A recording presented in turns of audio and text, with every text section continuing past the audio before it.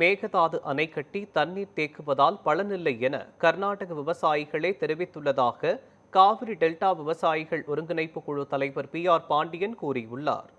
தருமபுரி மாவட்டம் ஒகேனக்கல்லில் செய்தியாளர்களுக்கு பேட்டியளித்த அவர், அரசியல் லாபத்திற்காக கர்நாடக முதலமைச்சர் அணை கட்ட முயற்சிக்கிறார் என தெரிவித்தார்.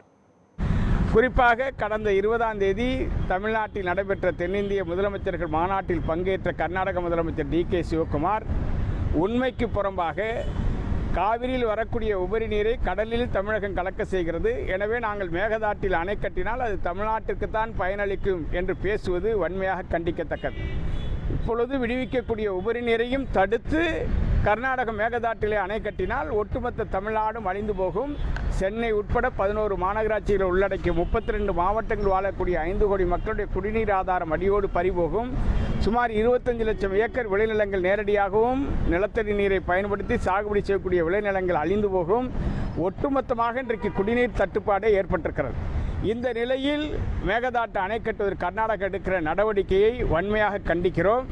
காவிரி மேலாண்மை ஆணையம் தமிழ்நாடு, புதுச்சேரி மாநிலங்கள் ஒப்புதல் இல்லாமல் வரைவு திட்ட அறிக்கை செல்லாது என்பதை தெரிந்தும் தேவையற்ற முறையில் சட்டவிரோதமாக DK சிவகுமார் அரசியல் உள்நோக்கத்தோடு செயல்படுகிறார். இதனை தடுத்து நிறுத்த வேண்டும்.